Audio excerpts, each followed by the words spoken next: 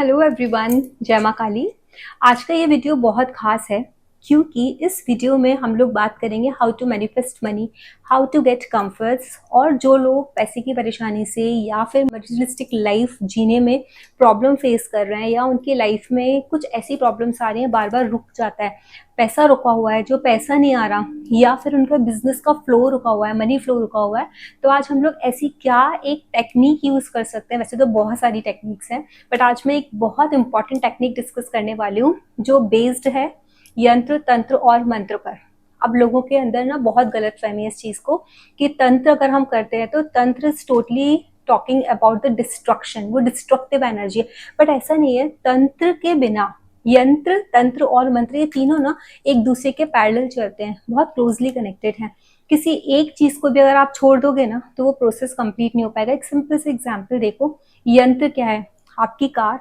उसका तंत्र क्या है? आपका जो उसका सिस्टम है, मैकेनिज्म है, वो है। अगर आपके पास यंत्र है, आपके पास कार है, या आपके पास एक मोबाइल फोन है, लेकिन उसका जो अंदर का जो सिस्टम है जो उसको चलाएगा वो प्रोसेसर नहीं है आपके पास, या वो मैकेनिज्म नहीं है, that mechanism is only called तंत्र। अगर वो तंत्र नहीं है आपके पास तो उसका कोई यूज नहीं है उस यंत्र का, इट इज बेजान। वो सिर्फ एक शोपीस की तरह वो कार खड़ी रहेगी या वो एक फोन डमी की तरह रहेगा, but you can not use it because that is lack of tantra. और mantra is what? It's your, we can say it's your way, it's your learning, that is mantra. मतलब आपको कितना ज्ञान है, आप किस तरीके से अपनी स्किल को यूज कर रहे हो, दैट इज योर मंत्र। मंत्र मीन्स क्या है कि हमको वो तरीका आता है। आपने देखा होगा ना, मंत्रों से लोग कुछ भी कर सकते हैं। जैसे हमारे दादाजी थे, वो मंत्र पढ़ के सामने वाले का बुखार ठीक कर देते थे। वो मंत्र पढ़ते थे तो सामने वाले को अगर सांप ने काटा है तो उसका जहर उतर जाता था। तो मंत्र क्या है? वो डिवोशनल पावर आपके अंदर, वो एनर्जी आपके अंदर, वो स्किल आपके अंदर कि जिसको आपने इतना अच्छे से एम्बाइब कर लिया, इतना अच्छे से सीख लिया है कि जिससे आप वो काम कर सकते हो। तो जब तक आप फोन चलाना नहीं सीखोगे, जब तक आप कार चलाना नहीं सीखोगे, तो ना तो आप उस तंत्र का यूज कर पाओगे, ना ही उस यंत्र का यूज कर पाओगे। क्योंकि कार चलाने के लिए आपको स्किल्स की भी जरूरत है, आपको कार की भी जरूरत है, और आपको उसका जो मैकेनिज्म है वो भी प्रॉपरली फंक्शन करे, उसकी भी जरूरत है। तो आज हम लोग जो डिस्कस करेंगे, आज मैं आपको एक यंत्र बनाने का तरीका बताऊंगी कि उस यंत्र को बना करके, क्योंकि पुष्य नक्षत्र में हम इस यंत्र को बना सकते हैं। और इस मंथ की 16 अप्रैल मतलब 16 तारीख को पुष्य नक्षत्र है। तो आप, वैसे तो ये हर महीने आता है, लेकिन जिसको वीडियो आज जो देखने वाला है, या जो आज के बाद कल मतलब 16 तारीख से जो पहले देख लेगा वीडियो, वो 16 तारीख तक बना सकता है। Otherwise you have to wait for the next month. तो ये जो यंत्र है ये पुष्य नक्षत्र में बनाया जाएगा। और ये जो नक्षत्र पुष्य नक्षत्र है ना, ये क्यों मैंने बोला कि पुष्य नक्षत्र में आप बनाओ, बिकॉज इस नक्षत्र में हम जब भी कोई काम करते हैं ना तो वो काम हमारा सिद्ध हो जाता है। चाहे वो आप कोई पूजा करो, कोई अनुष्ठान करो, कोई नया काम करो, अपना बिजनेस स्टार्ट करो, आप पैसों का लेन देन करो, कुछ भी काम आप करो, तो पुष्य नक्षत्र is a nakshatra where you will get a siddhi in that particular task. आपको उस काम में सफलता मिल जाती है, सक्सेस मिल जाती है। That's the reason I have asked to make this yantra on the particular nakshatra, or in the particular nakshatra, that is pushya nakshatra, which is coming on the 16th of April. अभी नवरात्रि में बहुत शुभ है, नवरात्रि चल रहे हैं, माँ के दिन है, माँ की कृपा प्राप्त होगी। और माँ लक्ष्मी, जो जिस यंत्र को बनाओगे आप ना, वो यंत्र किसके द्वारा गवर्न होगा? वो माँ लक्ष्मी उसकी डेटी रहेंगी। तो सबसे पहले तो हमको ये समझना है कि व्हाट एग्जैक्टली द शुक्र इज। शुक्र को माँ लक्ष्मी के साथ कनेक्ट किया गया है। अब हमारी लाइफ में जो शुक्र है वो हमको देता क्या क्या है? हमारी लाइफ में शुक्र हमको, देखो, ज्वेलरी देगा, ज्वेलरी के लिए, है ना। हमारे लाइफ में हमको मनी देगा, हमको अच्छा रहने के लिए घर देगा, कंफर्ट देगा, लग्जरी देगा, गाड़ियां देगा। हमारी लाइफ में इवन हमारी वाइफ इज हमारा वीनस, हमारा शुक्र है। तो आप ये देखो कि जिस इंसान की लाइफ में फीमेल से रिलेटेड, मतलब उनकी वाइफ से रिलेटेड प्रॉब्लम चल रही है, जिनकी लाइफ में मनी रिलेटेड प्रॉब्लम चल रही है, those who are planning to buy a house, those who are planning to accumulate a wealth, those who are planning to make themselves financially strong, उन सबके लिए ये रेमेडी है। और सबसे पहले हमको ये समझना है, ये मैं आपको यंत्र बताऊंगी उससे पहले, कि छोटी छोटी सी और भी चीजें हैं जिनको हमको ध्यान रखना है। क्योंकि आप यंत्र बना लोगे और आप सोचोगे कि वो यंत्र बना लिया and things will work in the way I am going to tell you, ऐसा नहीं होता, बिकॉज वो यंत्र प्रॉपरली काम करे उसके लिए आपको क्या करना है। देखो, शुक्र हमारी साफ सफाई से भी रिलेटेड है। आपके ब्रांडेड कपड़े, आपकी सुंदरता, आपका आपकी बॉडी का जो आकर्षण है, वो आप कितना हाइजीन मेंटेन कर रहे हो, आप परफ्यूम्स किस ब्रांड के यूज़ कर रहे हो, मतलब आप ब्रांडेड यूज़ कर रहे हो या बहुत लोकल परफ्यूम्स यूज़ कर रहे हो। कभी भी अगर आप देखोगे ना, जो लोग होते हैं ना फर्स्ट कॉपी पहनते हैं, मतलब कोई पर्टिकुलर एक ब्रांड है, उस ब्रांड का ना लेकर के, because that brand is very costly, so what they use a duplicate copy of that brand, that is also spoiling your Venus। कभी भी या तो आप लोकल चीज यूज करो, ठीक है, because your pocket doesn't allow, ठीक है, बट आप कभी भी किसी चीज की ना डुप्लीकेट कॉपी यूज मत करो, because it will spoil your Venus, आपके शुक्र को खराब करेगी। दूसरा क्या है कि जब भी आप जैसे नहाते हैं ना, नहाने के पानी में हमेशा कोलोन डालो। आपके घर का जो बाथरूम है वहाँ पर ना राहु का वास होता है, अगर आप उसको गंदा रखोगे आपका राहु खराब हो जाएगा। राहु खराब हो जाएगा, आपको आपको समझ ही नहीं आएगा कि किस तरीके से चीज़ें करनी है, क्या करनी है। आप साफ सफाई ही नहीं रख पाओगे, क्योंकि राहु हमको जीवन में ना भ्रम फैलाता है। जब तक हमारे ज़िंदगी में भ्रम रहेंगे, प्रॉब्लम्स, हम अपने प्रॉब्लम से निकल नहीं पाएंगे, हम उन्हीं प्रॉब्लम्स के बीच में अटकते रहेंगे। तो first thing is you have to keep your bathroom clean. आपका जो नहाने का एरिया है, वॉशरूम है, आपको उसको एकदम क्लीन रखना है। You have to clean your bed. बहुत सारे लोगों की हैबिट्स होती हैं कि वो लोग अपने बेडरूम को क्लीन नहीं रखते, उन्होंने हॉल साफ़ कर दिया, उनको लगता है बस चीज़ें ठीक हो गई, कोई भी आएगा तो वो हॉल तक रहेगा। नहीं, बेडरूम इज़ वीनस। आप हॉल को ठीक करते हो, ठीक है, hall is mercury, but your bedroom is Venus, is purely govern by the Venus. आपको अपने बेडरूम को बहुत क्लीन रखना है, उसकी बेडशीट्स क्लीन रखनी है, आपके वॉल पर पेंट अच्छा होना चाहिए। पेंट अगर ख़राब हो गया है किसी भी सर्कमस्टेंसेस की वजह से, आप पेंट नहीं करा सकते, at least put a wallpaper over there, so you can just keep it neat and clean. Fragrance होनी चाहिए। हमेशा याद रखो कि अगर आपकी रूम में स्मेल आ रही है, सीलन की स्मेल आती है बहुत सारे लोगों के घरों में, बारिश की वजह से सीपेज होता है, आपका राहु खराब है इसकी वजह से ऐसा हो रहा है, you have to take care of it. उसमें ना एक अच्छी सी फ्रेग्रेंस लगा करके रखो, जो आपका रूम को, आपके घर को एकदम महका करके रखे। Camphor is very important just to erase negativity also. और कैम्फर के लिए भी हम बोलते हैं ना, शुक्र का जो हम कारक देखते हैं कि शुक्र किस किस चीज़ का कारक है, तो camphor is also connected with the Shukra Venus. आपको ना दिन में एक बार, अगर एक बार नहीं कर सकते हो, एटलीस्ट ट्वाइस वीक और thrice a week you have to diffuse camphor. आपको अपने रूम में कैम्फर, अपने घर में कैम्फर लगानी चाहिए, जिससे कि वो एनवायरनमेंट को क्लीन कर सके, बट केमिकल वाली नहीं, जो भीमसेनी कपूर आता है उसको लो, एकदम जो प्योर कैम्फर का फॉर्म होता है उसको लो, वो जलाना चाहिए। टॉप ऑफ दैट बहुत सारी चीज़ें थी जो मैंने सिर्फ पिछले वीडियो में बताई थी जो आपको नहीं करनी चाहिए थी। अब आप ये देखो कि आपकी लाइफ में अगर फाइनेंस की आपको प्रॉब्लम हो रही है, तो आज का मतलब क्या है, आपका वीनस खराब है, या तो आप फीमेल्स के साथ मिसबिहेव करते हो, क्योंकि females also represented by Venus. जब तक आप फीमेल्स का रिस्पेक्ट नहीं करोगे, फीमेल्स के साथ गलत बिहेवियर करोगे, तब तक आप अपने वीनस को स्ट्रॉन्ग नहीं कर सकते हैं। आपने देखा है ना, लोग पैसा कमाने के लिए घर से बाहर जाते हैं, भागते रहते हैं, लेकिन अपनी वाइफ के साथ मिसबिहेव करते हैं। दैट इज, आप बोलते हो ना, देखो जब हम किसी को अपने घर लेके आते हैं, हम अपने घर में कौन लेके आए, ग्रह लक्ष्मी। लक्ष्मी बोल करके हम लेके तो आते हैं क्या, लेकिन हम उसका इतना रिस्पेक्ट करते हैं कि उसको लक्ष्मी की तरह हम करें? नहीं, वो आने के बाद उससे हम बहुत सारी चीज़ एक्सपेक्ट करते हैं, वो ये भी करे, वो भी करे, वो भी करे, वो भी करे, और वो सबके साथ एडजस्ट भी करे। तो that is very wrong. Being a husband you have to take care of your wife, क्योंकि वो आपका शुक्र है, वो आपका वीनस है। जितना ज़्यादा आप अपनी वाइफ को खुश रखोगे, उतना ज़्यादा आपको आपका वीनस सपोर्ट करेगा। हाइजीन मैंने पहले ही बता दिया, मेंटेन करनी है आपको, फ्रेग्रेंस यूज़ करनी है, परफ्यूम्स यूज़ करने हैं, हमेशा महकते रहने चाहिए। बहुत सारे लोगों के अंदर हैबिट होती है कि अगर आज छुट्टी है ना तो हमको आज नहाना नहीं है। You are not suppose to do that. If you are doing this you are spoiling your Venus. अब एक चीज़ देखो कि जिसका वीनस खराब है, वीनस खराब होने का मतलब क्या है कि आपकी वाइफ के साथ आपकी नहीं बटेगी, आपके लव अफेयर्स नहीं हो रहे हैं, मतलब आप किसी के साथ कनेक्ट हो रहे हो, आप रिलेशनशिप में जा रहे हो, बट चीज़ें मटेरियलाइज नहीं हो रही हैं और ब्रेकअप्स हो जा रहे हैं। इसका मतलब भी क्या है, आपका वीनस स्पॉइल हो रहा है, आपका वीनस खराब हो रहा है। आपको करना क्या है, अगर आपको ऐसा लगता है कि आपका वीनस खराब है, बहुत छोटी छोटी सी रेमेडीज़ हैं, वो भी आप फॉलो करो। आप वाइट कलर की चीज़ों का दान देना शुरू करो। फ्राइडे के दिन फास्ट रखना स्टार्ट करो। फ्राइडे इज गवर्नड बाय शुक्र, मतलब माँ लक्ष्मी, क्योंकि शुक्र माँ लक्ष्मी है, तो आपको फ्राइडे का फास्ट रखना है। फीमेल्स का रिस्पेक्ट करना है। माँ लक्ष्मी का मंदिर अगर पास है तो ठीक है, otherwise you can go to Shiv temple, और शिव टेम्पल में जाकर के मंडे वाले दिन, हाँ, आप पहले तो सबसे जो फर्स्ट मंडे होगा उस दिन तो आपको अभिषेक करना है। शिव टेम्पल में जाकर के फ्राइडे वाले दिन आपको गन्ने के रस से, जो शुगर कैन जूस होता है, उससे शिव जी का अभिषेक करना है। That will also bring your Venus in place. आपको बहुत ज़्यादा फायदा मिलेगा उस चीज़ से भी, आपको वीनस अच्छा होना स्टार्ट हो जाएगा।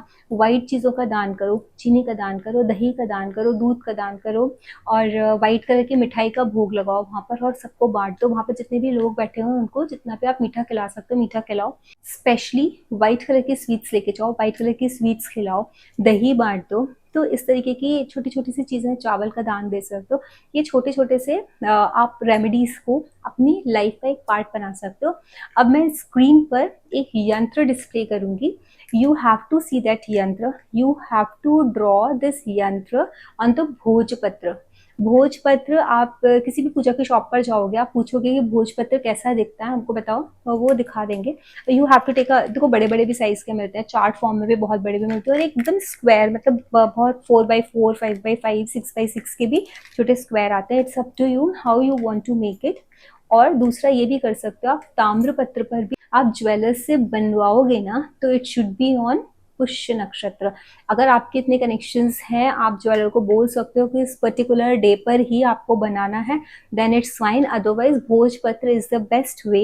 आप भोजपत्र पर अपने हाथ से इस यंत्र को बनाओगे, और ये यंत्र बनाने के बाद आप उसको फ्रेम कर लोगे। फ्रेम आप घर में भी लेके आ सकते हो, अपने हाथ से भी फ्रेम कर सकते हो, and you do the puja. And what you need to do, I will tell you exactly.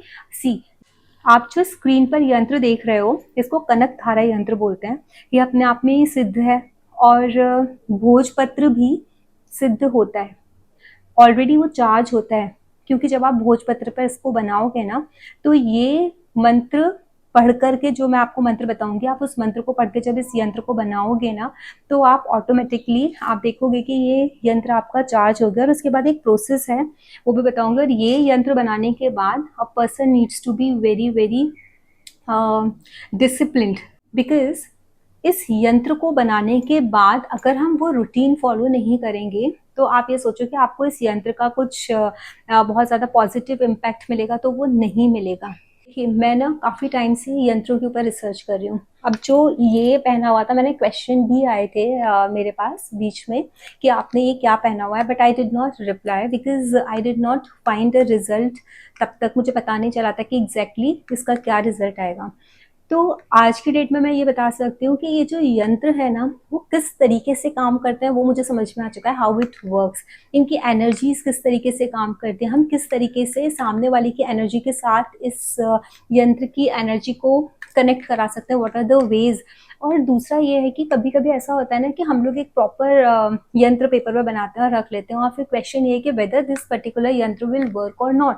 ये सबसे बड़ा क्वेश्चन आता है। तो डेफिनेटली जब तक हम उस यंत्र को चार्ज नहीं करेंगे, जब तक हम, जैसे मैंने बताया ना, यंत्र तंत्र एंड मंत्र, मंत्र इज ऑल्सो वेरी, जब तक आप उन पर्टिकुलर मंत्रास का रिसाइटेशन नहीं करोगे उसके प्रॉपर मैनर में, तब तक ये यंत्र काम नहीं करेंगे। बिकॉज ये यंत्र जब काम करेंगे ना, तो काम करने के लिए ना उनके अंदर वो एनर्जी होनी चाहिए। और ऐसा भी नहीं है कि अगर सपोज कोई मुझे बोल रहा है कि मैम आप हमारे लिए यंत्र बना के भेज दो, और मैंने वो यंत्र बनाया और भेज दिया, मैंने बोला इसको पहन लो और इट विल वर्क, नहीं, ऐसा नहीं होता।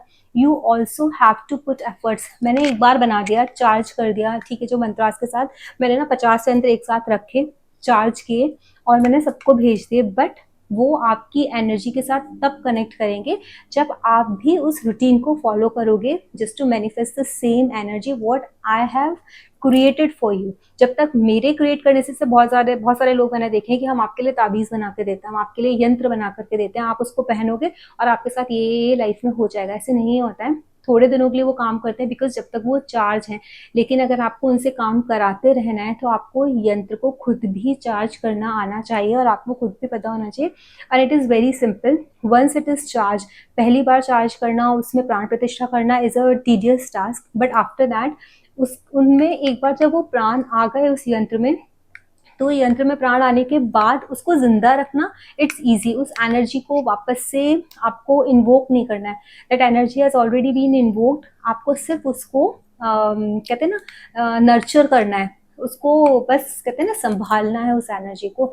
उसके बाद आप ये देखो कि जब भी हम किसी यंत्र की, या हम कभी देखो पूजा में स्थापना होती है, प्राण प्रतिष्ठा होती है, तो प्राण प्रतिष्ठा में हम क्या करते हैं, सबसे पहले जमीन में ना उस पर्टिकुलर डेटी का यंत्र को प्राण प्रतिष्ठित किया जाता है, नीचे यंत्र रखा जाता है, and after that you place that idol. अब जो मूर्ति होती है वो उस यंत्र के ऊपर रखते हो, तो वो जो एनर्जी उस मूर्ति में जो आती है, जहाँ से हमको एनर्जी मिलती है, हम लोगों ने तो देखा नहीं ना जमीन में जब भूमि पूजन होता है किसी मंदिर का, या फिर जब प्राण प्रतिष्ठा होती है जिस पर्टिकुलर प्लेस पर, वहाँ सबसे पहले यंत्र की स्थापना होती है।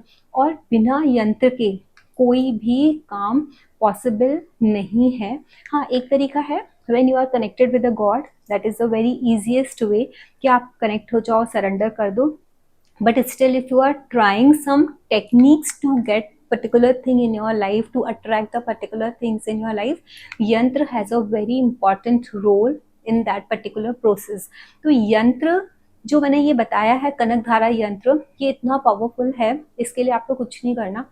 पुष्य नक्षत्र जैसे मैंने बताया अभी आ रहा है, 16 अप्रैल को आ रहा है, नवरात्रियों में बहुत अच्छा दिन है। आप उस दिन ना पुष्य नक्षत्र वाले दिन आप इस यंत्र को बनाओ भोजपत्र के ऊपर, और वाइल मेकिंग दिस यंत्र आपको माँ लक्ष्मी का मंत्र चेंट करना है, बिकॉज ये कनक धारा यंत्र है which will bring a lot of prosperity, lot of money into your life, lot of abundance into your life, और आपके शुक्र को अच्छा करने का तरीका है।